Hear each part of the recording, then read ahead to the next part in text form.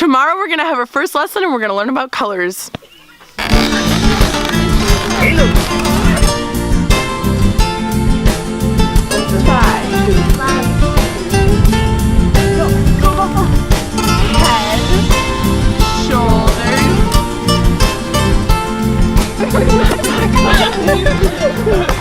It really is a blessing to be able to be down here and spread God's word to these kids. They're hungry for it. You can tell they're hungry to learn English. They're hungry to learn God's word. And the youth that came from the United States to interface with the community here accomplished two things. First, we visited an Indian tribe that had never before heard of Jesus. The story of the Samaritan woman at the well was told as a lead-in to God's plan of salvation because they used hand-dug wells here.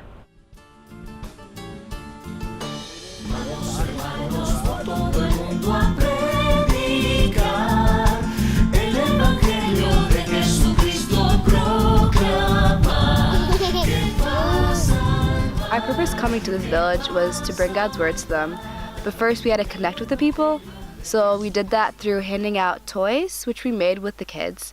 We handed out some candy and then some stuffed animals. So after we made that connection with the people there, we were able to share a devotion, and even through the language barrier, they were still able to understand that God is love, and we were able to share God's word with them for the first time.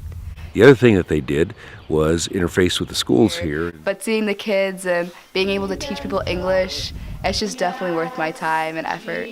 So it's an interesting place in Paraguay because the houses that we're living at, most of them have their own animals and their own farm, and they farm them with their animals. For example, they plow the fields with ox instead of with machines and stuff.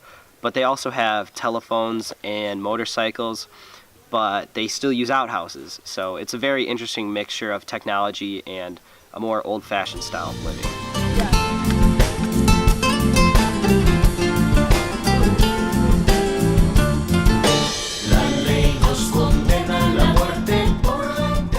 I was a little nervous because I don't know as much Spanish as I probably should, and everybody's been very welcoming despite the language barrier. They're very family oriented and they just watch out for one another and they all know each other.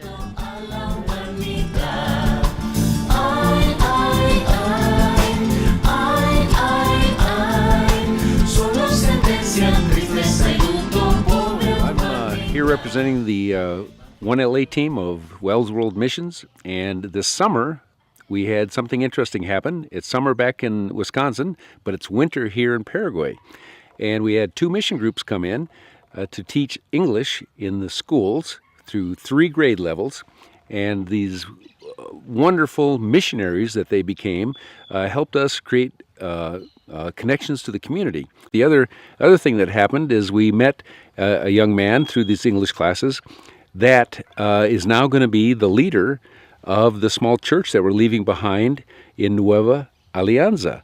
He's going to continue the church services after we're gone, acting as their leader, and we hope someday as their pastor.